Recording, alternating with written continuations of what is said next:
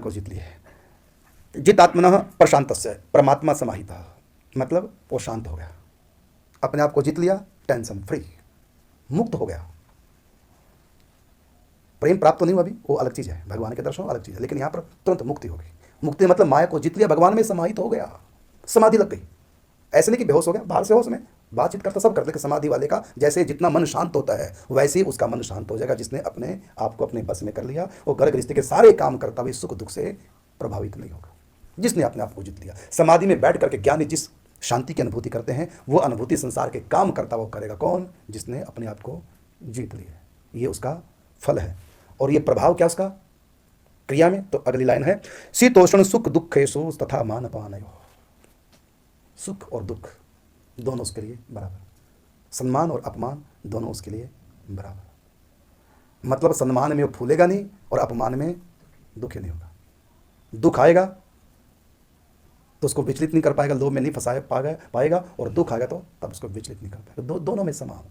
कारण क्या? उसने अपने आप को अपने बस में कर लिया। अब दुख दुखी नहीं कर पाएगा, अपमान दुखी नहीं कर पाएगा। ये उसका फल है। मरने के बाद जो गति होगी वो चर्चा नहीं आप चल रही है। तुरंत जिसने अपने मन को, अपनी इंद्रियों को अपने बस में कर लिया, बुद्धि के अधीन जब मन हो जाएगा उसी समय मन शांत। मन अशांत कब रहेगा? जब ये अपनी मर्जी से चलेगा तो। और जब बुद्धि के अनुसार चलेगा तो मन कभी अशांत नहीं रहेगा। माँ बाप के अनुसार जो बच्चा चलता है वो बच्चा दुखी नहीं होगा। माँ बाप ने जो कहा सो किया, उसके बाद कोई दुख भी आया उसके पास तो माँ बाप को सुनाएगा, सॉल्व समस्या करेंगे। माँ बाप बड़े बैठे हैं। जिसके माँ बाप सर पे नहीं होते वो दुख किसको सुनाएगा? पढ़ाई लिखाई का खर्चा कहाँ से करेगा? हो रहेगी ना टेंशन। लेकिन जब माँ बाप सर पर बैठे तो कोई टेंशन बच्चे को रहती कि जब हम बच्चे थे बड़े मौज में रहते थे, बड़े सुखी थे, और अब से हम बाप बन गए और हमारे बच्चे हो गए, अब टेंशन। कहा ना, बचपन हर गम से बेगाना होता है। बच्चे सोचते हैं कि बड़े सुखी होते हैं क्योंकि ये हमको अपने अधीन करके रखते हैं, स्वयं आज़ाद जो मर्जी करें, और हमको ये नहीं करना वो नहीं करना। कोई बात नहीं, हम भी कभी बड़े होंगे तो हमारे भी ऐसे मजे आएंगे। और जब बड़े हो गए फिर अपने बचपन को याद करते हैं, वो दिन अच्छे थे। कारण क्या है?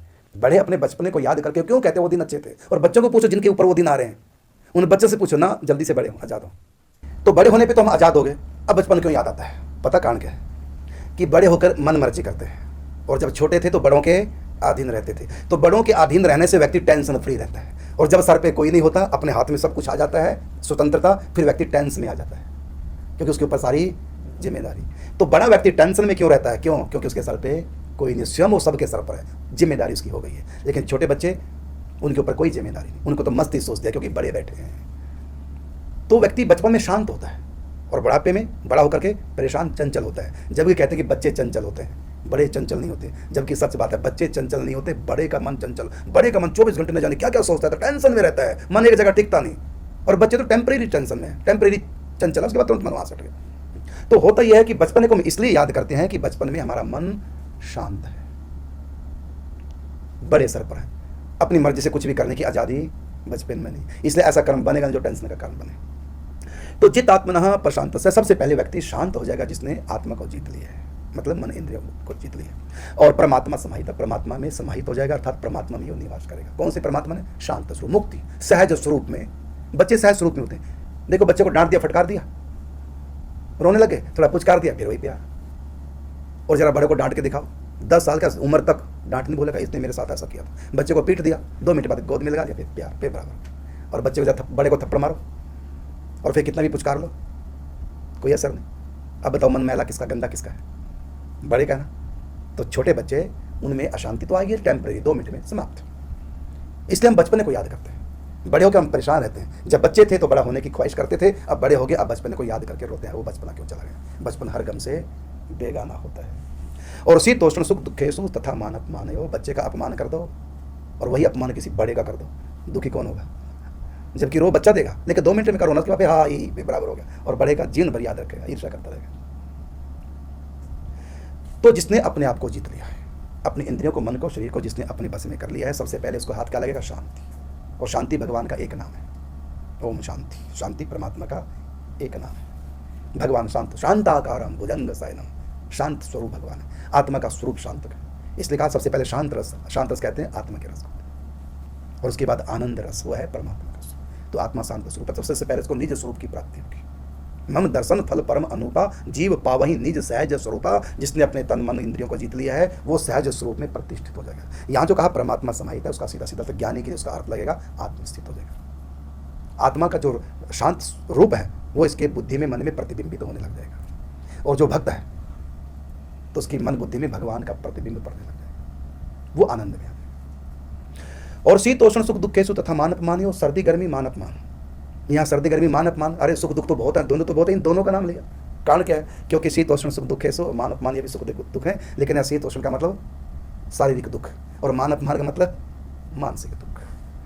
दो ही तरह के दुख है, शारीरिक और मानसिक। शारीरिक कष्ट या फिर मन में टेंशन, मानसिक कष्ट। इसलिए भगवान ने शीतोष्ण कह करके शारीरिक कष्ट की तरफ इशारा किया, दुख सुख मैंने सुख दुख सुख दुख का शारीरिक। और मान अपमान, मान अपमान में शरीर नहीं दुख पाता, केवल मन दुख पाता। और सर्दी में तन दुख पाता है, गर्मी में भी तन दुख पाता है। तो यहाँ शीतोष्ण कह करके भगवान ने गर्मी सर्दी का नाम लेकर भगवान ने शारीरिक कष्ट के बारे में कहा, और मान अपमान का नाम लेकर भगवान ने मानसिक कष्ट के बारे में। अब प्रश्न उठता है कि जिसने अपनी आत्मा को जीत लिया है, शरीर को, मन इंद्रिय को जीत लिया, क्या उसको सुख दुख नहीं होते हैं, सर्दी गर्मी नहीं लगती? थोड़ा दिमाग पे जोर लगा, ठाकुर जी प्रवचन कर रहे हैं तो जम तो रही नहीं बात। उसको सर्दी भी लगेगी, गर्मी भी लगेगी। चलो मान का मान सकते हैं, चलो कुछ हद तक, चलो भीतर विवेक इतना है कि सह गया, लेकिन सर्दी तो उसको तो बीमार कर देगी। कैसे वो सुख दुख से उठेगा? सर्दी अधिक गर्मी से उसको तो अधिक सुख दुख का अनुभव होगा सर्दी गर्मी से। तो इसका शरीर को जीत लिया, मन इंद्रियों को जीत लिया, इसका क्या मतलब कि उसको सर्दी गर्मी का सुख दुख का एहसास नहीं होगा। इसका अर्थ ये है कि जिसने तन मन को जीत लिया है, सर्दी गर्मी का एहसास होगा ज्यों का त्यों, लेकिन वो सर्दी को भी भगवान का विधान मानेगा, गर्मी को भी भगवान का विधान मानेगा। और यदि एसी बंद, लाइट चलेगी, लाइट खराब होगी, गर्मी पसीना टप टप, तो उसे शरीर में तो कष्ट उसके होगा, लेकिन मन में कष्ट नहीं होगा। मन और इंद्रियों में कष्ट की अनुभूति नहीं होगी। क्यों? क्योंकि उसने मन को इंद्रियों को जीत लिया है। जैसे उदाहरण के रूप में जिस समय इंजेक्शन लगता है ऐसे करते ना, या फोड़ा दबा के मवाद निकाले ऐसे करते ना, पा रहा ना शरीर कष्ट, लेकिन मन खुश होता है उस समय। किस लिए? दुख दूर हो रहा है। और डॉक्टर का धन्यवाद डॉक्टर साहब, पैसा और देंगे। कारण क्या? क्योंकि शारीरिक कष्ट तो पाया है लेकिन मानसिक कष्ट नहीं पाया। तो शरीर में सर्दी गर्मी का एहसास तो होगा, शारीरिक कष्ट तो होगा, लेकिन शारीरिक कष्ट उसके मन को दुखी नहीं कर पाएगा। जैसे गर्मी, बहुत पसीना, जैसे आज की बात, इतना पसीना मुझको आ रहा था, काम नहीं कुछ करो, वैसे ही पसीना, बैठे बैठे पसीना आ रहा था। अभी आपको कितना, गुरुजी कितना पसीना आ रहा है? तो मैंने इनको एक उत्तर दिया, देखो मन को खुश कर दिया अपने, क्या कह के कि पसीना आना स्वास्थ्य के लिए लाभप्रद होता है, अच्छा है, उससे बीमारी कटती है। देखोगे ना खुशी? अच्छा, जितना ज़्यादा पसीना निकलेगा उतने शरीर तंदुरुस्त रहेगा। हो गया ना खुश? मन हो गया ना खुश? कैसे हुआ? युक्ति है बस खुश करने की, नहीं तो क्योंकि मन को जीत रखा है, मन को अपने बस में कर रखा है, उसी में मन को खुश कर देंगे। आज रोटी नहीं मिली, भीख मांगी भी रोटी नहीं मिली, भूखे, तो जिसने मन इंद्रियों को जीत रखा, पता क्या कहेगा? अपने मन को कैसे आनंद मिलाएगा? आज तेरा तपस्या कर देना, ठाकुर जी तपस्या करा रहे हैं। और तपस्या करने से कितने पाप करते हैं लोग। तो अन्न जल का त्याग करके जंगलों में चले जाते थे, कितने कितने दिन तक अन्न नहीं खाते। और मैं तो ऐसा हूँ कि तपस्या होती नहीं मुझसे, लेकिन आज भगवान ने मुझसे तपस्या कराई ली है, उनकी कृपा है, और इस तपस्या से कितने पाप कटेंगे। ऐसा सोच लिया तो तुरंत मन खुश। देखो एकादशी जो व्रत कर रहा है, निर्जला, पानी भी नहीं पिया, वो भी भूखा प्यासा, और एक जिसको रोटी मिली नहीं, पानी मिला नहीं, वो भी भूखा प्यासा। बताओ दोनों में आनंद में कौन होगा? है दोनों बराबर भूखे प्यासे, कौन सा आनंद में है, कौन सा परेशान? बताओ। जिसने निर्जला एकादशी व्रत किया है वो आनंद में है। तो कष्ट शारीरिक दोनों को बराबर मिल रहा है, लेकिन एक शांत है, एक परेशान अशांत है। कष्ट दोनों का बराबर है। कौन सा शांत है? क्योंकि उसने आज के दिन मन इंद्रियां अपने रसना और मन अपने कंट्रोल में कर कि आज नहीं खाना। और किसने कंट्रोल किया? हमने, अर्थात बुद्धि ने कंट्रोल किया। तो कंट्रोल में आ गया मन, तो इसलिए आज खाना पीना नहीं हुआ, तब भी मन खुश। और मन करता है खाने का, कंट्रोल नहीं किया और मिला नहीं, हाय हाय तौबा मचा देंगे। तो दुख दोनों का बराबर है। तो ये शीतोष्ण जो शब्द दिया है शारीरिक कष्ट के बारे में, तो शारीरिक कष्ट तो होगा, गर्मी भी लगे, गर्मी में सर्दी लगे, तो सब होगा, लेकिन तब भी मन शांत। जैसे एकादशी निर्जला करने से मन खुश रहता है। आज हमने व्रत किए है, आज हम पानी भी नहीं पिएंगे। मैंने कहा ले लो भाई पानी, अब ज़्यादा प्यास ठीक नहीं, कोई बात, 2 घंटे की तो बात रहेगी। वो क्या कहेगा एकादशी व्रत करने वाला? 2 घंटे की बात रहेगी, मैं क्यों तोड़ूं? मतलब उसने आज अपने मन को बस में कर रखा है। इसलिए भूख प्यास से शारीरिक कष्ट तो हो रहा है, लेकिन वो कष्ट मन के पास नहीं पहुंच रहा है। तो शारीरिक कष्ट के माध्यम से मन को दुखी करना होता है, और एक डायरेक्ट मन के पास दुख जाता है। जैसे मान अपमान का दुख डायरेक्ट मन के पास पहुंचा, और सर्दी गर्मी का दुख इनडायरेक्टली शरीर के माध्यम से मन के पास पहुंचा। तो चाहे डायरेक्ट मन के पास सुख दुख जाए, मान अपमान आदि, और चाहे इनडायरेक्टली शरीर के माध्यम से सुख दुख जाए, अधिक सर्दी अधिक गर्मी आदि, लेकिन जिसने अपना मन कंट्रोल कर रखा है उसमें क्या बातें? जित आत्मनः प्रशांतस्य परमात्मा समाहितः। वो जित आत्मा होगा वो प्रशांत, विशेष शांति, क्योंकि उसने अपनी मर्जी से किया है कंट्रोल। वो उसकी मजबूरी नहीं है, उस भूखे प्यासे की मजबूरी है, मिला ही नहीं, लेकिन यहां पर है घर में सब कुछ, नहीं खाना, आज एकादशी करनी, निर्जला करनी। तो यहां शारीरिक कष्ट दोनों को बराबर हो रहा है, लेकिन एक अशांत है, एक शांत। और फिर पहले वाला भगवान को कोस रहा है, कैसा मेरा भाग्य लिखा, दुखी हो रहा है, क्रोध कर रहा है, अपनी किस्मत को कोस रहा है, और जिसके पास सब कुछ है तब भी नहीं खा रहा है काशी व्रत, वो भी भूखा प्यासा, लेकिन वो भगवान को याद करे, प्रभु आपकी बड़ी कृपा, यदि हमको संतों का संग ना मिलता आपकी कृपा से तो हम आज ये व्रत ना करते। आज भीमसेनी काशी, और बड़ा उत्साह, सबको पानी पिला रहे हैं और स्वयं नहीं पीना, तो वो परमात्मा में लग गया। तो वही बात, जितात्मना प्रशांत से परमात्मा समाहित, वो परमात्मा में लग गया, क्योंकि उसने जो कंट्रोल किया किस लिए किया है, मन तो नहीं चाहता ना मैं कंट्रोल में आऊँ, फिर भी बुद्धि ने किया किस लिए, क्योंकि इसको भगवान में लगाना है, तपस्या करनी है, संयम करना है, इस संयम से ही हम आगे बढ़ पाएंगे। इसलिए मन के पास एक खुशी होती है कि आज मैंने ऐसा काम किया जो मैं उस आनंद की तरफ बढ़ रहा हूँ, और ये आगे मिलेगा आनंद। ये अक्ल कहाँ से आई, ये अक्ल से अक्ल आई, मैंने बुद्धि से अक्ल आई, क्योंकि मन तो वर्तमान का सुख चाहता है और बुद्धि भविष्य में कल्पना करता है, भविष्य में सुख मिलेगा, आज एकादशी करना, कुछ नहीं खाना। तो मन बुद्धि की बात मानेगा, तो ये परमात्मा का संदेश मन ने माना, तो इससे परमात्मा में समाहित होगा और साथ में तुरंत शांत होगा। तो भूखा प्यासा ही काशी व्रत करने वाला, तब भी उसका मन आनंद में है। इसी प्रकार माँ बच्चे को जन्म दे रही है, उसको शारीरिक कष्ट हो रहा है, भले शारीरिक कष्ट हो रहा है, लेकिन मन में उसकी बड़ी खुशी है। जिस दिन की सालों से इंतजार थी, आज वो शुभ दिन आ रहा है। प्रसव वेदना प्रारंभ हो गई, तो शारीरिक कष्ट पाकर भी उसका मन शांत है और भगवान में समाहित, अर्थात भगवान को धन्यवाद दे रही है। इसी प्रकार यहाँ शीतोष्ण सुख दुखेषु तथा मान अपमान हो, अर्थात शारीरिक कष्ट आए चाहे मानसिक कष्ट आए, दोनों स्थितियों में वो प्रशांत से परमात्मा समाहिता। ये फल है, संयम का फल है। और हम संयम न करें, जो मन में ऐसा करने लग गए। अब इसका उल्टा ले दो, जितात्मा की जगह कर दो अजितात्मा, अब प्रशांत की जगह क्या करना पड़ेगा, अशांत से, और परमात्मा समाहिता की जगह क्या करना पड़ेगा, माया समाहित है। और फिर आगे शीतोष्ण सुख दुखेषु तथा मान अपमान हो, इसी जगह क्या करना पड़ेगा कि हम भगवान से दूर हो गए, हाय तौबा। इसी जगह क्या, हाय तौबा, हाय तौबा। और अशांत से कुतः सुख, अर्थात जो व्यक्ति अशांत है, कोई भी सुख उसको सुखी नहीं कर पाएगा। ये फल है, किसका फल, जिसने अपने आप को अपने अधीन कर लिया, सुख मिलता है। संयम करने से सुख मिलता है, भगवान बता रहे हैं, और संयम तोड़ने से दुख मिलता है, भगवान बता रहे हैं। अब तुम देखो, तुमको दुखी होना है या सुखी होना है, और आगे बताएंगे भगवान, ये जिसको तुम सुख कहते हो ना, अमृत जैसा लगता है सुख, लेकिन ये शुगर करोगी, मीठा खाएगा तो अमृत जैसा लगेगा, लेकिन बाद में परिणाम में वो विष का काम करेगा। तो ये संसार के विष है, भोग काल में अमृत जैसे लगते हैं, लेकिन परिणाम में विष। और ये जो संयम है, ये क्रिया काल में विष जैसा लगता है, संयम विष जैसा लगता है मन को, लेकिन बाद में ये परिणाम वाला। तो मन के पास तो बुद्धि नहीं, तो बुद्धि अलग से है, तो बुद्धि मन को समझाए कि आज भले तुमको विष जैसा लग रहा है। माँ कहते हैं बच्चे को, बेटा आंखें बंद करके घूट मार ले, चिरैत की, ठीक हो जाएगा बाद में।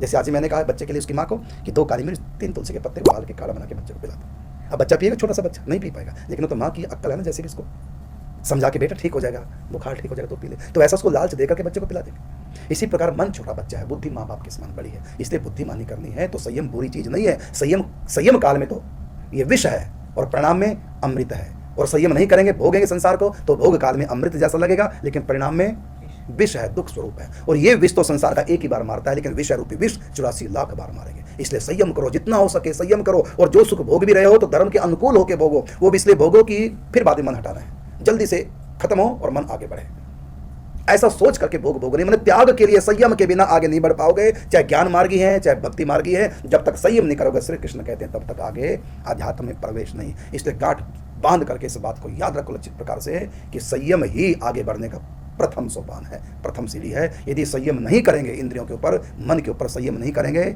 अब ऊंची ऊंची बातें कितनी भी सुन लो, एक कदम भी आगे नहीं बढ़ पाओगे। जमीन को त्यागे बिना प्रथम सीढ़ी पे चढ़ ही नहीं सकते हो, अंत में तो क्या पहुंचेंगे।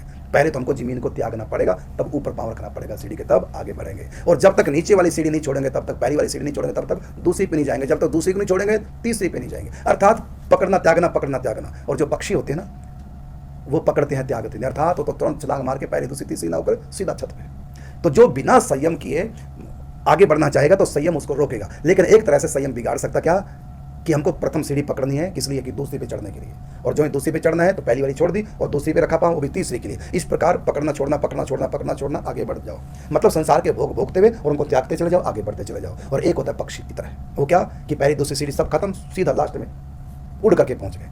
तो जल्दी पहुंचेंगे यदि बिल्कुल एकदम संयम कर लेंगे, पूर्ण ब्रेक मारेंगे संयम संसार के विषय बिना भोग यदि जाएंगे तो पक्षी की तरह सेकंडों में पहुंच जाएंगे। और यदि संसार के भोग भोगते हुए आगे बढ़ोगे, वो भी तब आगे बढ़ोगे जब भोग भोग दिया, त्याग दिया, फिर दूसरा भोग त्याग दिया, त्यागते चलेंगे, तब आगे बढ़ोगे। तो भोग भोगते हुए आगे बढ़ोगे, टाइम लगेगा, और बिना भोग भोगे आगे बढ़ेंगे तो समय लगेगा नहीं और आगे पहुंच जाएंगे। इसलिए असली बात है, ये अध्याय का नाम है आत्म संयम योगो षष्ठम अध्याय। तो ये जो छठा अध्याय है आत्म संयम है। और देखिए संयम हमेशा मन से होता है। तो इंद्रियां कितनी है, 5, और छठा कौन है, मन है षष्ठानि इंद्रियानि प्रकृति स्थानी कर्षति। इस प्रकृति के विषय के भोगों को मन भोगता है 5 इंद्रियों से। तो ये 5 सुख छठे मन के पास। मन है षष्ठानि इंद्रियानि प्रकृति स्थानी कर्षति। तो प्रकृति इनको अपनी तरफ आकर्षित करते हैं, मन होता है। तो इंद्रियों के पाँव से मन चलता है, आगे बढ़ता है संसार के विषयों में। और भगवत विषयों में जाएगा तो इसके पास अपने पाँव हैं और बुद्धि से आंख लेकर के। लेकिन संसार में जब रमण करेगा तो वहाँ इसके पास अपने पाँव नहीं।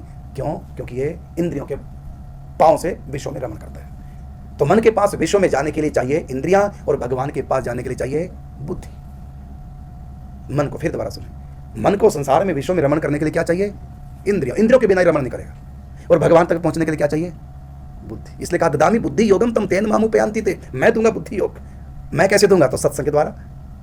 तद विद्ये प्रणिपातेन परिप्रश्नेन सेवा। संतों की सेवा करो, उनको रिझाओ, उनसे फिर ज्ञान मिलेगा। उपदेक्ष्यन्ति, तब वो उपदेश देगा ज्ञान। तो बुद्धि में ज्ञान आएगा, वो हमको गाइड कर, मन को गाइड करेगा। तो संसार में विचरण करने के लिए हमको मन को चाहिए इंद्रियां, और भगवान में जाने के लिए मन को चाहिए बुद्धि योग। बुद्धि से संयोग करना, और बुद्धि से तब तक संयोग नहीं होगा जब तक कि अपने पाँव नहीं काटेगा। मतलब इंद्रियों से संबंध त्याग करके, जब तक इंद्रियां आगे हैं बुद्धि पीछे है, तो आगे देखेगा तो इंद्रियां 5 घोड़े ले जाएंगे संसार में, और जब पीछे मुड़ के देखेगा तो बुद्धि है। इसलिए इस रास्ते पे चलने वालों को आगे जो इंद्रियां मन के आगे उधर ना ध्यान दे, उसके पीछे जो बुद्धि है बुद्धि की तरफ ध्यान दे, बुद्धिमानी करे, बुद्धि के अनुसार चले। जैसे उदाहरण के रूप में इंद्रियां घोड़े हैं, शरीर रथ है। शरीर रथ है, इंद्रियां घोड़े हैं, और रथी आत्मा है, माने जो सवार है वो आत्मा है इस रथ में, और सारथी बुद्धि है, और जो लगाम है घोड़े की वो है मन। फिर सुनो, शरीर रथ आत्मा रथी, 5 घोड़े, ये 5 इंद्रियां 5 घोड़े, और सारथी चलाने वाला बुद्धि, और लगाम जो इंद्रियों कंट्रोल रखें मन के द्वारा।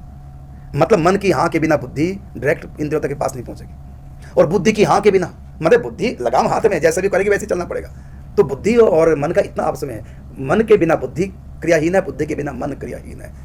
सारथी के बिना लगाम कुछ नहीं करेगी, लगाम के बिना सारथी कुछ नहीं कर सकता। तो घोड़ों को अपनी मर्जी से चलाना, घोड़ों को मारना नहीं, इंद्रियों को मारना नहीं। ये नहीं भगवान ने कहा कि भोगों को त्याग कर दो, सुखों का त्याग करो। तो बात है ही नहीं आत्म संयम योग में कि सुख नहीं लेना, शादी नहीं कराना, ये कहीं नहीं लिखा है। ऐसा नहीं है। आप ये अर्थ ना लगाएं संयम से कि बहना खा जाए संयम से, हम तो कंट्रोल नहीं कर पाएंगे। अरे घोड़े तो चलेंगे ही, इंद्रियां तो चलेंगी अपने विषयों में। आंख तो देखेगी क्या आंखें फोड़ ले, नाक तो सूंघेगा क्या नाक काट ले, जीभ तो स्वाद लेगी क्या जीभ काट ले। इसका नाम संयम नहीं। खाओ, सूंघो, सुनो, देखो। कब कहा भगवान? अरे घोड़े जब रथ पे तो चलेंगे तो सही, चलने के रथ पे। तो संयम क्या? कि बुद्धि अपनी मर्जी से चलाए कि इधर नहीं इधर चलना। क्या खाना क्या नहीं खाना ये कंट्रोल। खाना है लेकिन क्या खाना है? मांस नहीं खाना, पवित्र आहार करना। सुनो, खूब सुनो, बढ़िया सुनो, मनोरंजन कर लो, लेकिन ऐसा नहीं सुनना जो मन खराब हो, ऐसा नहीं देखना जो मन खराब, ऐसा नहीं सूंघना दुर्गंध जो मन खराब। अगरबत्ती की सुगंध सूंघेंगे तो सत्वगुण आएगा, कमल की सुगंध सूंघेंगे फूलों की तो सत्वगुण आएगा, कपूर की सुगंध सूंघेंगे तो सत्वगुण आएगा, और जो दुनिया भर के सेंट हैं, केसर की सुगंध सूंघने से भी सत्वगुण आता है। केसर, कस्तूरी, चंदन, कपूर, अगर, ये जो सुगंध है इनको ग्रहण करो, और ये सारी की सारी पूजा में आती है काम, इसलिए क्योंकि इनको सूंघने से सत्वगुण आते हैं। और जो दूसरे इत्र हैं उनको सूंघोगे तो रजोगुण तमोगुण आता है। इसलिए सूंघो। अगरबत्ती जगाओ, किसने मना किया? कमल के फूलों की माला ठाकुर जी को पहनाओ, केतकी के फूलों की माला पहनाओ, इतनी सुगंध, मोतिया मोगरा की माला पहनाओ, उनकी सुगंध भी सत्वगुणी होती है। अगर की सुगंध, कपूर से जो जगाओ सुगंध आएगी, तुलसी की सुगंध भी सत्वगुण देने वाली है। तो सुगंध सूंघो, किसने मना किया? लेकिन कौन सी सूंघनी कौन सी नहीं। घोड़े तो चलेंगे, इंद्रियां तो 5 विषयों में जाएंगी, लेकिन किस विषय को भोगना, कितना भोगना, कब त्यागना, इसका एक मर्यादा शास्त्र में बना रखी। बस उस मर्यादा में रह करके ही एक रास्ते बना रखे हैं। यदि हम घोड़ों को ऐसे ही छोड़ेंगे तो घोड़े रास्ते पे चलेंगे, और तो हरेरी घास की तरफ चलने लग जाएंगे, मुंह मारेंगे, और व्यक्ति को गड्ढे में गिरा देंगे, रथ भी चकनाचूर हो जाएगी। तो घोड़ों की लगाम अर्थात मन के द्वारा इंद्रियों को कंट्रोल करो। और मन, मैंने कहा ना कि मन के पास तो बुद्धि नहीं, बुद्धि अलग सारथी है। तो लगाम के पास दिमाग तो है नहीं, वो लगाम जब हाथ में रहेगी सारथी के, बुद्धि के, तो वही लगाम इन घोड़ों को अच्छे ढंग से करेगी। तो क्या करना हमको बुद्धि के द्वारा मन को अपने बस में करके इंद्रियों को अपने अनुसार चलाना है। इसी का नाम है संयम। तो ये अध्याय का नाम हो गया आत्म संयम योग नामा 6वां अध्याय।